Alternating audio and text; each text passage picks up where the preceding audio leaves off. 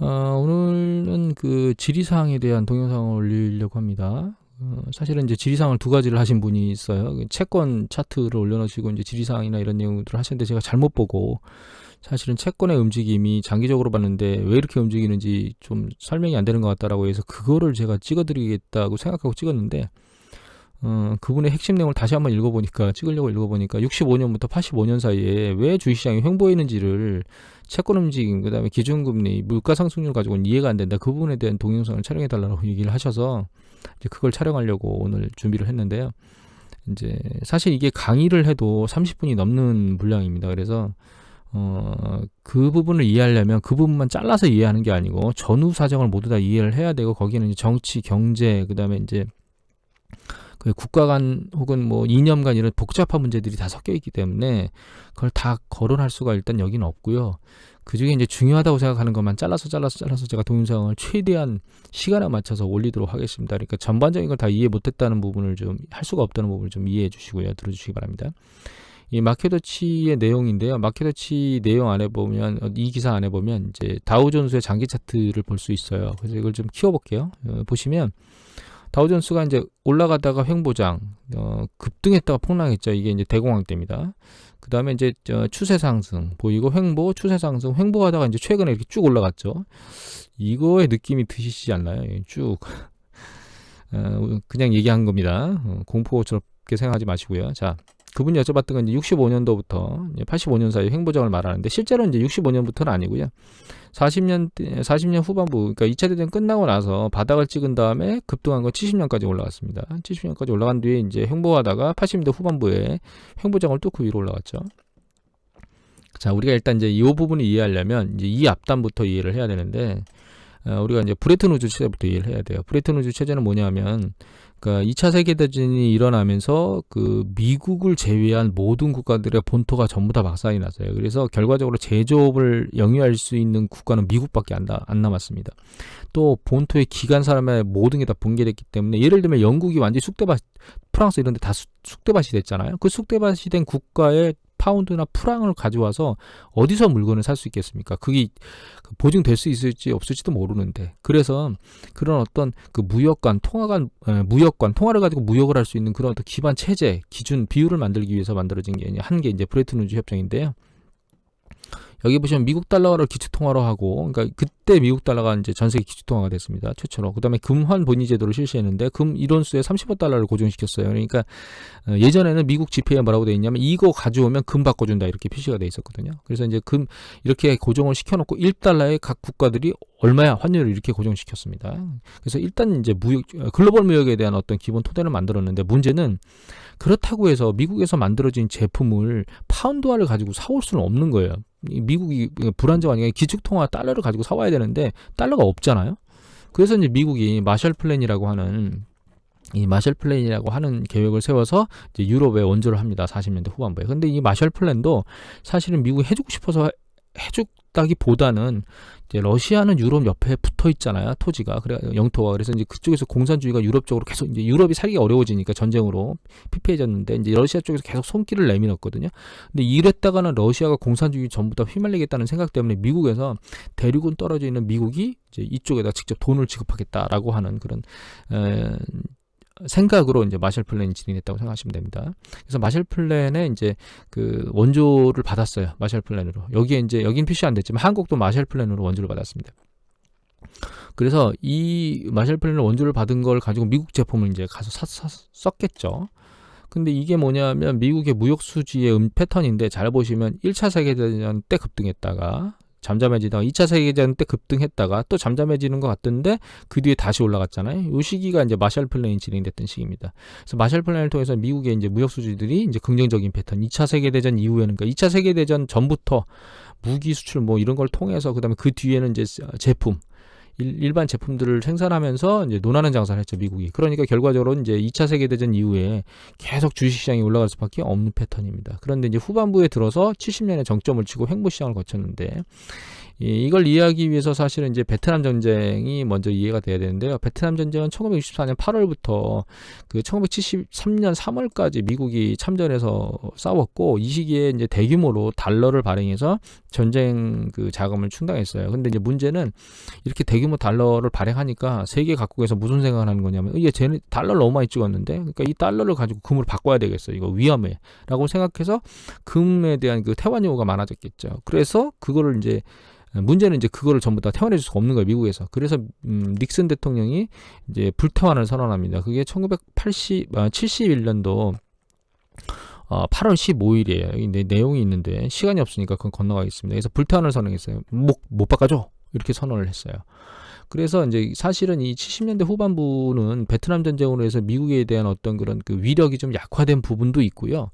또 한 가지는 무역 수지 패턴을 보면, 이거가 이제 이전에 봤던 건데 이건 60년대까지밖에 없기 때문에 그 뒤를 보기 위해서 그거와 결이 비슷한 미국의 무역 수지를 다시 보면, 자, 60년대 계속 일정 수준을 유지하다가 60년대 후반부에 점점 무역 수지가 이제 안 좋아지죠. 70년대 들어서. 이거 왜 그런 거냐면, 마셜 플랜이나 이런 것들의 원조를 받아서 이제 경쟁력을 회복한 국가가 서독하고, 그다음에 일본이 경쟁력을 회복했어요. 그래서 이제 결과적으로 이제 미국이 혼자서 자기 혼자 막 팔던 시기는 지나고, 이제 서독, 일본, 미국 3자가 경쟁하는 제조업 시기가 된 거죠. 근데 이제 점점점 미국이 경쟁력에서 밀리면서 결과적으로 무역 수지가 악화되는 과정을 거치게 됩니다. 그러니까 이제 이 끝자락에, 이 주식시장의 끝자락에 요 만들어진 것은 베트남 전쟁으로 인한 이제 미국의 그 힘의 약화, 뭐 이런 부분. 그다음에 두 번째는 이제 서독하고 일본이 경쟁력을 끌어올린 거죠. 또 한 가지 사실은 과도하게 많이 올랐습니다. 거의 23년 동안 추세를 끌어올렸기 때문에 주식시장에 과부하가 걸릴 거고, 또 한 가지 여기서 이제 경쟁력이 약화됐으니까 미국의 제조업들이 향후에 훨씬 더 많은 매출이나 이익을 올릴 것이라고 기대하기가 지금 어려워졌겠죠. 그러니까 결과적으로 주식시장의 추세의 동력을 잃고 이제 횡보시장을 걷게 돼요. 이렇게 이제 횡보 장세를 계속 걸으면서 이제 미국사 정책하는 애들은 무슨 생각을 했겠습니까? 아, 이거 이랬다가는 안 되겠는데라고 생각해서 이제 한 게 그게 바로 플라자합입니다.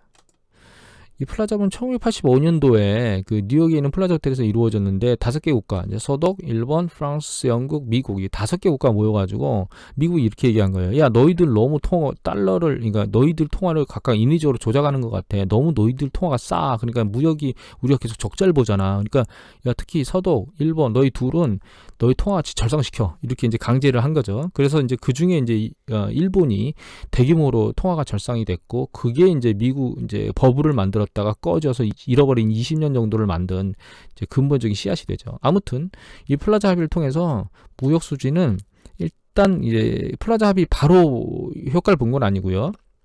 그로부터 한 1년 반 정도 지난 뒤에 무역 수지 적자가 감소하는 패턴을 보입니다. 그런데 문제는 이제 여기서 주식시장이 이제 횡보를 거치다가 85년도 후반부에 이제 탈출을 한 건 제가 보기엔 플라자 합의가 이제 전향되면서에 대한 부분도 있고, 이제 그게 이제 시초긴 해요. 아무튼. 그래서 이제 근데 문제는 90년대에 이제 적자가 더 커지거든요. 그럼에도 불구하고 주식시장 이제 밀려 올라가죠. 근데 여기서 한 가지 더 아셔야 될 게 80년대에 있었던 게 뭐냐면 이제 신자유주의라는 게 있어요. 신자유주의가 요게 이제 잘 표현했는데, 우리나라는 이제 김영삼 정부 후반으로 되는데 노동시장이 유연하고, 이건 뭐 맘대로 해고할 수 있고, 감원 자유롭게 할 수 있고, 작은 정부가 개입을 잘 안 하고, 자유시장 경제 중시해서 규제도 완화해주고 이런 거예요. 그러니까 이제 이게 국가 내부로 놓고 보면 노동자들이 힘들어지는 거고요.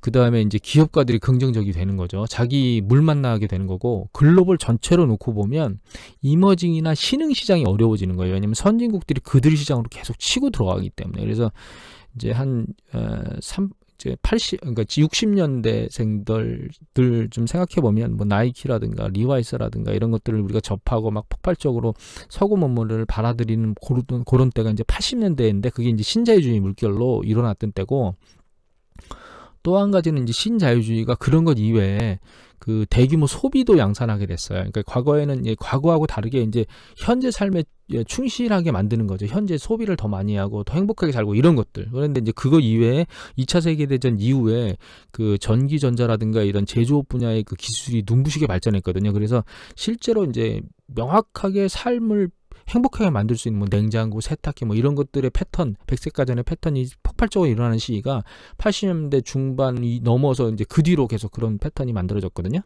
그래서 실제로 이제 이 무역 수지는 적자가 나기 시작했지만 이거보다 훨씬 더 중요한 건요. 사실 이 패턴이에요. 이 패턴을 잘 보시면 이거는 미국이 그 가계 지출이 GDP에 차지하는 비중이거든요. 그런데 여기 보시면 일정 수준 계속 내려오다가 좀 올라갔지만 이걸 박스권을 돌파하면서 이제 추세적으로 이제 변동의 흔들림이 없이 추세적으로 쭉 상승한 시기를 보면 이제 80년대 후반부 넘어서 90년대는 뭐 큰 요동 없이 쭉 추세를 타고 올라갑니다.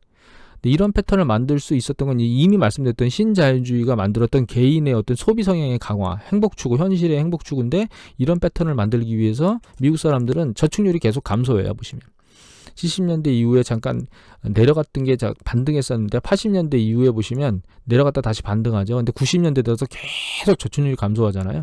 이 저축을 줄이고 소비에 몰입하는 패턴을 거칩니다. 그래서 미국 주식시장이 90년대에 이 주식시장을 계속 밀어올린 건 여러 가지 이유인데 첫 번째는 이제 플라자 합의를 통해서 뭔가가 조짐이 일어났고 두 번째는 이제 80년대에 일어났던 신자유주의가 현실 세계의 중요성, 현실 세계를 더 중요하게 생각하는 소비 패턴을 전향을 만들었고 또 한 가지는 거기에 발맞춰서 이제 제조업 분야의 눈부신 그 기술 발전이 실제로 그걸 실현할 수 있게 만들었으면 이제 그게 실현되면서 저축률이 감소하고 그게 소비를 늘리고 그 소비를 늘리는 게 미국의 GDP 성장에 영향을 미치면서 그게 이제 주식시장을 밀어 올린 겁니다. 그렇게 이해를 하셔야 되고요. 또 한 가지는 이제 우리가 90년대 이렇게 쭉 치고 올라간 것들 중에 하나가 보시면 여기 보면 90년대 이게 물가에 대한 부분이 있는데 물가가 사실 이제 70년대엔 굉장히 급등했잖아요. 이 1차하고 2차 오일 쇼크 때문에 급등했고 그 뒤에는 이제 추세 상승적으로 물가가 계속 내려와요. 근데 앨런 그린스펀이 사실은 이 시기 87년도인가 86년도에 그 연준에 들어왔는데 볼까요? 연준에 앨런 그린스펀이 여기 87년에서 2006년도 초반까지 했네요.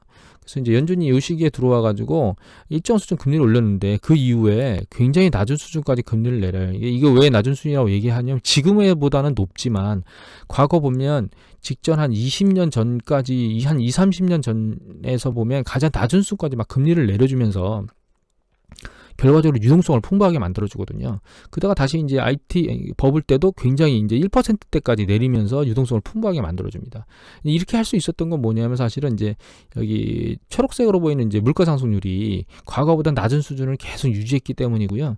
이 물가 상승률이 유지 가능했던 건 사실 이제 신자유주의가 글로벌 경제를 이제 내륙 경제 하나의 그 국가들이 가지고 있는 그 폐사식 경제에서 글로벌로 오픈했기 때문에 저가물이 이제 국가 간에 이동하게 됐겠죠. 그래서 이제 물가 상승률 압력을 낮춰준 것도 있어요. 그러니까 이제 이런 여러 가지 패턴에 의해서 90년대에 미국이 이제 경제 호황을 계속 보였죠. 또 한 가지 중요한 건 이렇게 앨런 그린스펀이 이제 상당히 낮은 수준으로 금리를 과거에 비해서 유지한 게 어떤 현상을 만들어냈냐면 이 부동산 가격을 계속 올렸습니다. 보시면 90년대에도 끊임없이 부동산 가격이 올라오잖아요. 이거는 이제 케이스실러 지수 10대 20대인데 이거 이외에 이제 중앙값, 매매 중앙값이 이건데 매매 중앙값을 보시면 추세가 계속 올라와요.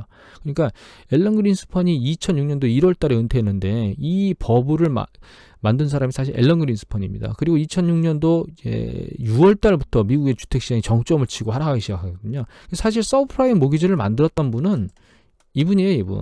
앨런 그린스펀이 서브프라임 모기지의 기본 근간을 만들어놨어요. 그래서 붕괴돼서 내려왔는데 이 상황에서 이제 누가 등장했느냐? 벤 버냉키하고 제닛 옐런 두 분이 들어오셔서 나머지를 이제 해결했는데 문제는 이 두 분들이 여기 보시면 장기적으로 과거에 있던 것보다 더 낮은 제로금리를 만들어서 보시면 기준금리를 출구 전략을 하는 것도 굉장히 늦죠. 내려온 다음에 일정 수준 지나면 올려야 되는데 물가가 실업률이 상당히 낮은 수준까지 내려까지 유지를 하고 있다가 올리는 바람에 어떤 걸 양산했냐면 이 주식시장 버블을 과도하게 양산해 놓은 상태입니다. 실제로 사실.